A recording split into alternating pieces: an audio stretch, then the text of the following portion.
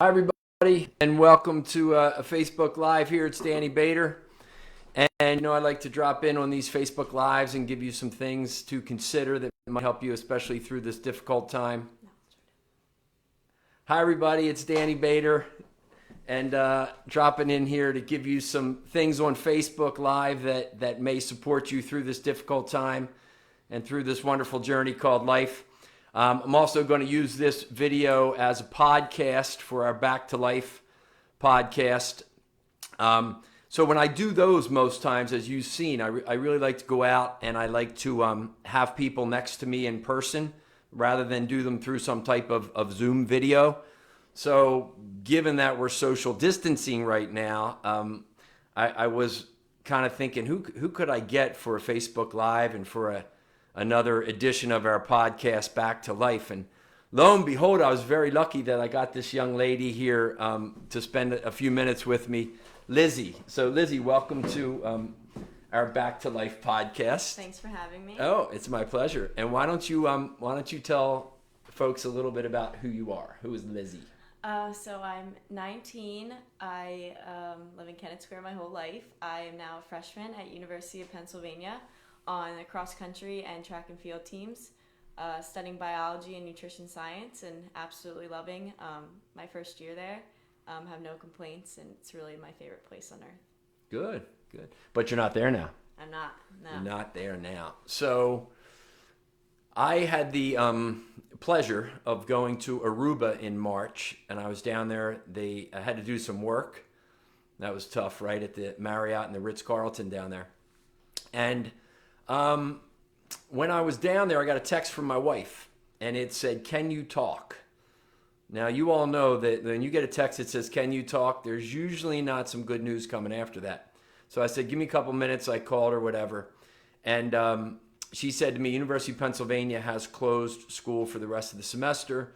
Lizzy," those of you that don't know, her last name is Bader. This is our youngest child and our only daughter. So Lisa said, "University of Pennsylvania is canceled. Spring track is canceled." And Lizzy's really upset. I was getting on a plane the next day to come home.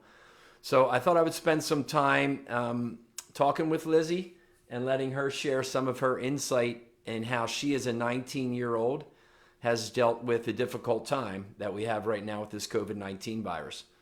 So what happened as soon as you got the news? Where were you when you got the news? So I was actually just coming out of a sports massage, and so I just had a great hour talking with my masseuse, who's I really love, and we have great conversations. I was so uplifted every time I come out. I feel really great after that, both physically, mentally, emotionally, whatever. And so coming from that high, I get into my car with an abundance of text and whatnot, and I'm like, what's happening? I'm freaking out. I'd just been up at school the day before. Even though it was spring break, I drove up because we're so close to do a workout with my coach and teammates there. So, everything was fine. They were scheduled. My teammates who had made it to NCAA Nationals were scheduled to go to New Mexico in 2 days, and everything was fine. So, coming out of this, I really went into shock. And also, I think, although it might sound dramatic, I started the stages of grief with anger, of course. So No drama here, trust me. At first, my first initial reaction, I just really was in disbelief and anger. Right. And I just didn't understand why such rational decisions could be made so far in advance. Mm-hmm. They had to cancel our whole season. I couldn't go back to school. Mm-hmm. It was just a lot of overwhelming emotion, I think, coming especially out of something that I'd missed for an hour, all of this discussion, mm-hmm. to being hit with it. And I was just really upset. Mm-hmm. And that was my first reaction. Yeah. So total overwhelm trying to process everything. Yeah. With a lot of disbelief. A lot of disbelief. So what's in that disbelief, what's the self-talk? What was going through if we could listen to your mind, what were you saying to yourself at that point? Yeah, honestly, it probably wasn't great. I think I was just really angry. Well, you can keep out the curse words that you probably inherited from me. Well, I inherited a lot of good things too. Yeah, thank you. But what were they saying? They were basically saying, hi, Haley and Trish Scott on I was there. calling Say hi, Haley and Trish. Oh, hi. Wanted to make sure volume was good. I was calling what my was friends. going through your head? I was like, I have to call my friends. I have to talk to people because I had to drive home, and I was like, I'm gonna crash. But this what were you car. saying besides "this sucks"? Because that's the first thing you said to me. I was like, what else? yeah, this sucks. All of this, like, hard work for the spring season now, like, is that just going to be wasted?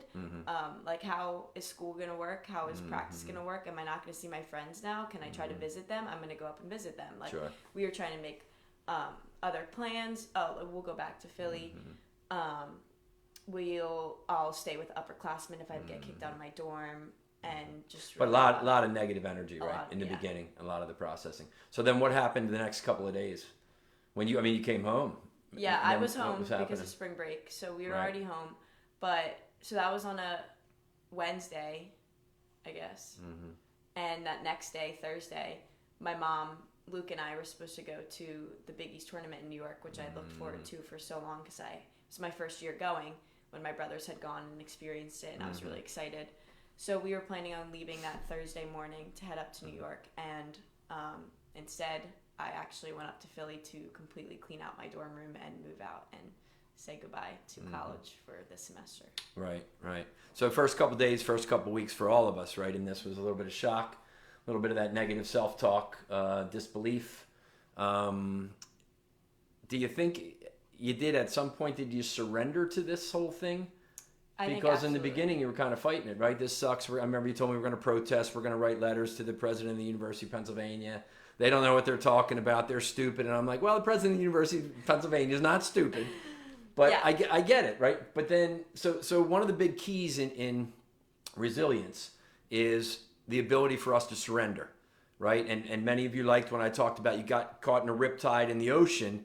That's more powerful than you. Mother Ocean is more powerful than the majority of us, unless you're like an Olympic swimmer. And most times they even know. You got to go with it for a little while, right?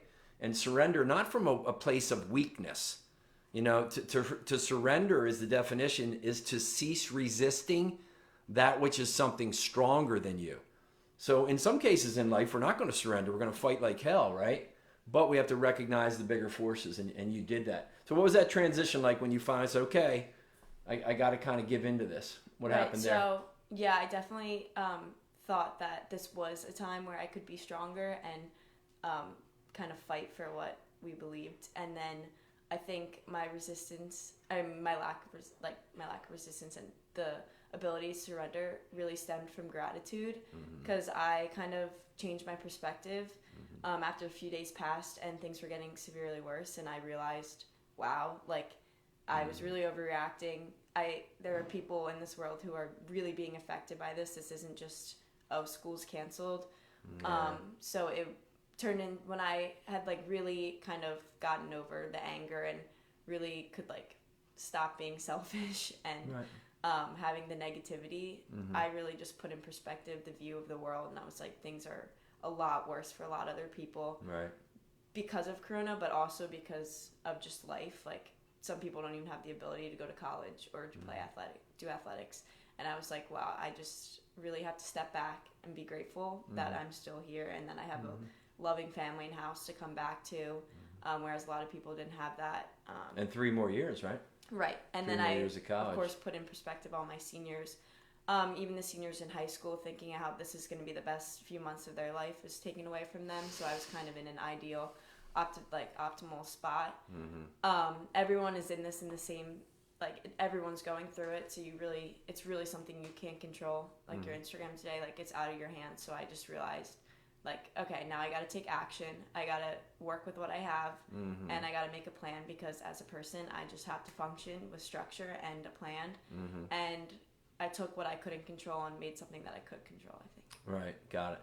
So the whole key was resistance, right? The resistance is all that anger, it's all that negative, it's I can control this.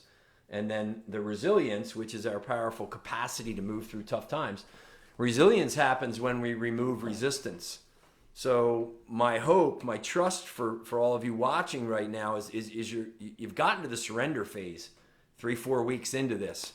If not, you think about what you're saying, because that resistance right now probably not going to serve us too well. We only have a certain amount of energy, right? Don't place it on resistance and fighting when you can place it on resilience of creating, right, what we're creating.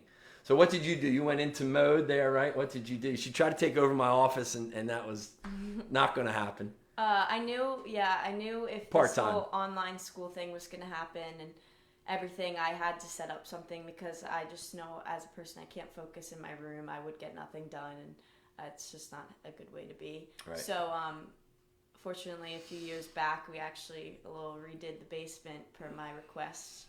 And so I asked my mom to kind of help me. I spent the first few days completely unpacking and organizing all my stuff from college and stuff here, and donated a bunch of stuff and got that all situated. And then once school had started, I put a desk down, moved all of my school stuff down, so that's just where I would focus on school and stay in the basement for that. So really important, I think, for people. One thing take away for people at home there is create some space for yourself that's going to put you into a different frame of focus.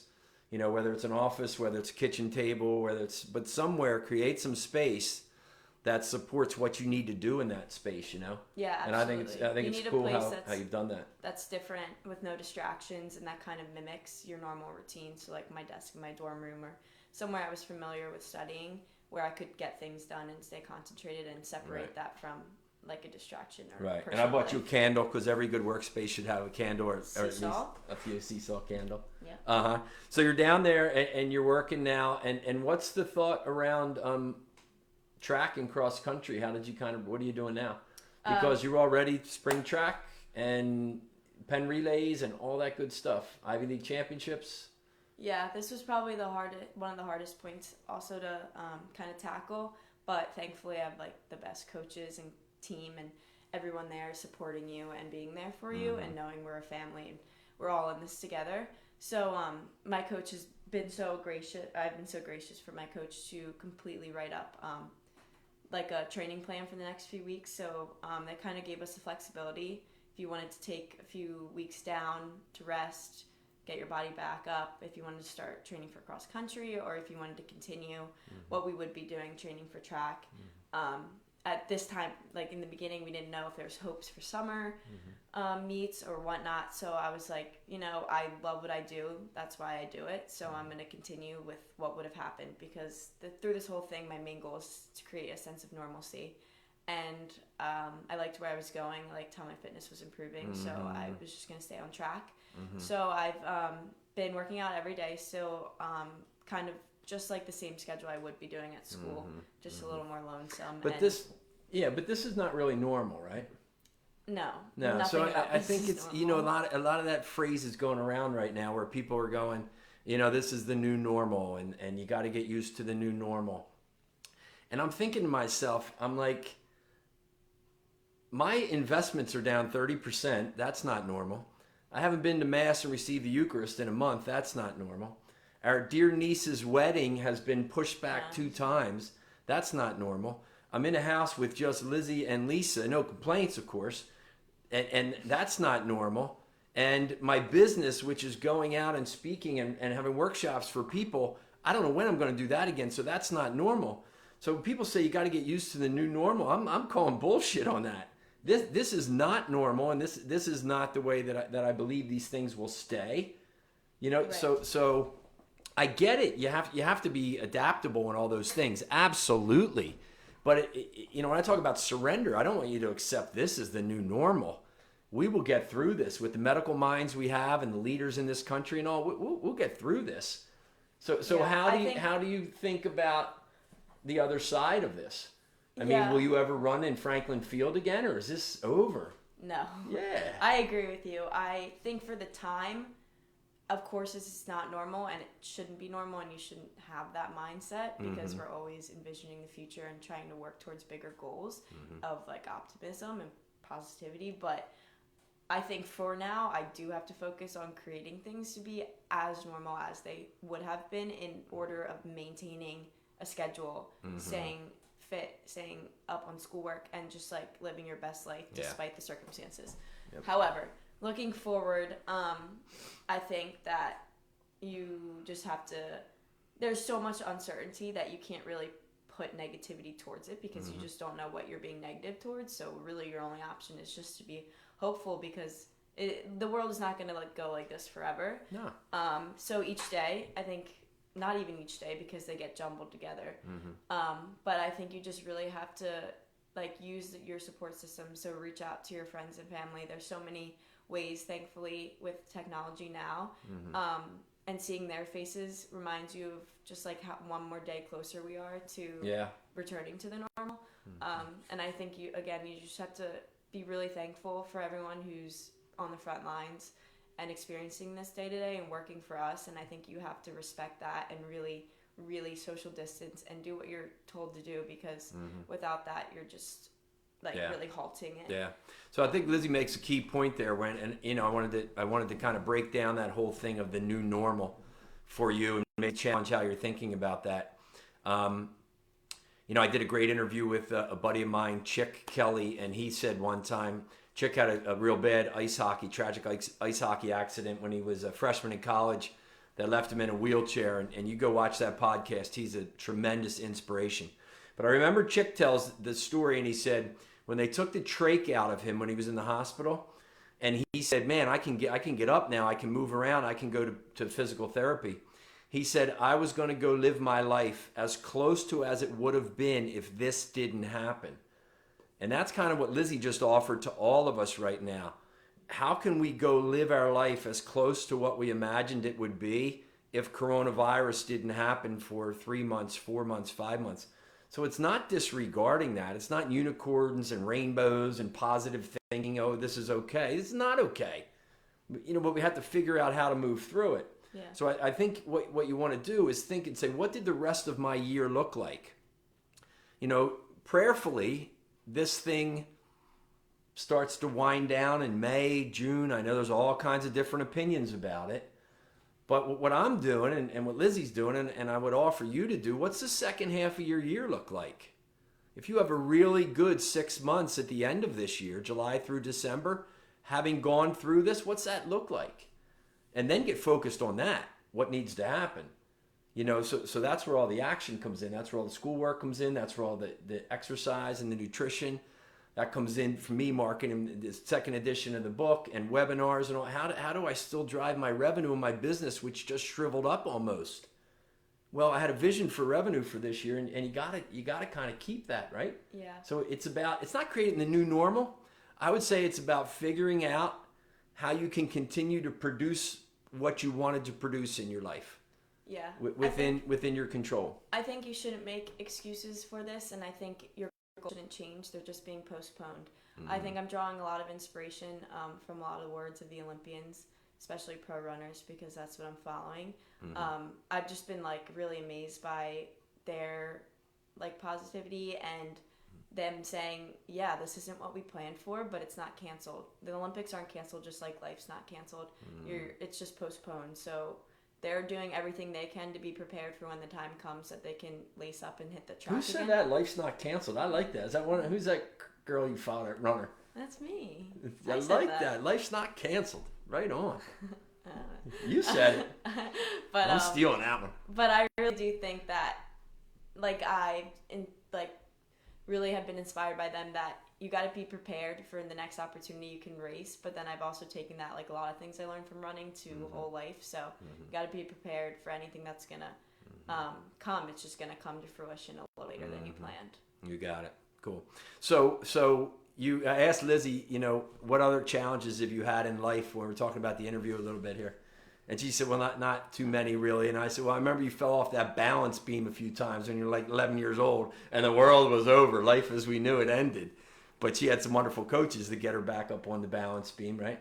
And then we had to put our dog Nova down a few years ago, and that was a tough time for us to get through that. So, somebody said to me once, I said, life's not perfect, and they challenged me, and they said, life is perfectly imperfect.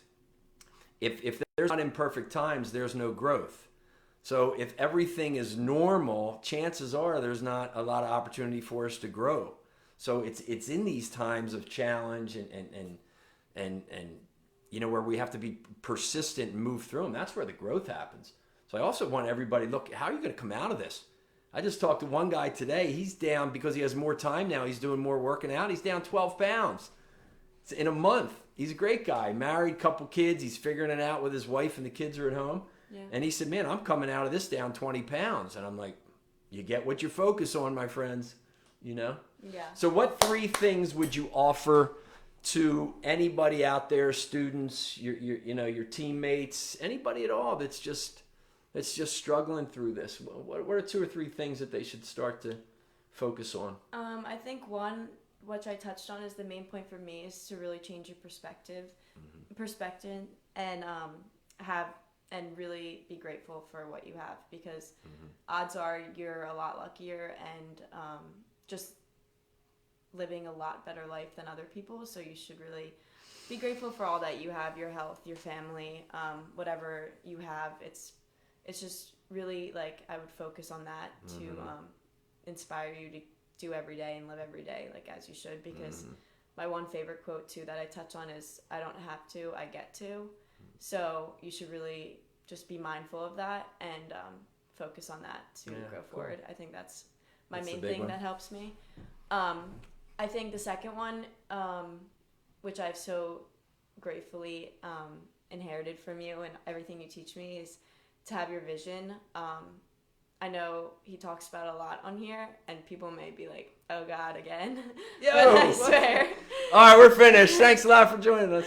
I swear it's really impactful and beneficial for you to keep and hold vision. I think it's equivalent kind of to what we learn as young children, to set goals and to work hard towards them. So I think having your vision will really keep you inspired and like to work hard to your best. So have you had a vision of next year? Have you had a vision of cross country? Have you had a vision of HEPS indoor? I mean, what have you seen yourself doing that might be 6-8 months in advance right now? Yeah, absolutely. I have, and I can even attest that it's true because I did this last year before I went to college and things came to fruition. So I think there's definitely power in it. I just am really excited and looking forward to like August, moving in with my like 3 best friends to our new apartment and really getting like a kickoff of cross country. We have a really strong team this year, just like last year, and I'm just really excited for what we'll be able to do, especially with a lot of mindsets like a lot of our team is really just focusing on the positives and how we can be prepared for what comes next, and that's going to be racing and cross country season. So definitely looking forward and having visions for a lot of things. Be thankful, reframe things, right? Look around. We worry about coronavirus. There's people every day that worry about water and food. Yeah. Right? We can reframe it. Have a vision. See yourself in the future. Hold on to that vision. Your brain doesn't know the difference between reality and imagination. That's the power. So when you imagine something's good, right, the brain's going to start to release some good chemicals in there to put you in a more resilient state. And then you think, okay, what actions can I be taking right now that are going to get me there in 6, 8, 10 months? Are good. What's a third thing? Got a third thing? Third thing, I think you just got to work hard, never give up. I think you have to do that in all aspects of life. I think you're never really going to grow unless you test yourself and work hard and set like a strict like expectations on yourself. And Trish and Uncle Bob like that one, and Uncle Joe Mullen. Everyone who's been in this fortunate life, 19 years of mine with very little hard times, have taught me that you're only going to become stronger if you push yourself and work hard, and that's it. You can't ever give up on yourself. So that's it, right? So be thankful, reframe things, hold a vision for yourself, and get up every day, say some good things. You write that opening line, and then work your ass off towards those things. Cool. You want to give a shout out to any of your teammates out there? Oh, Penn people I love. Miss you. Let's go, love Quakers. You. Can't wait to see everyone's face in person. Yes, it will be sometimes. So how lucky was I to have such a fabulous guest in my office? I'm honored. Thank you so much, my dear. Thank you. All right, I hope you enjoyed our little drop-in. We'll put this in as a podcast too, but thank you, Diz. I love you. Proud of you. We can do this. Love you all. Be good. Stay healthy. Support one another. Peace out.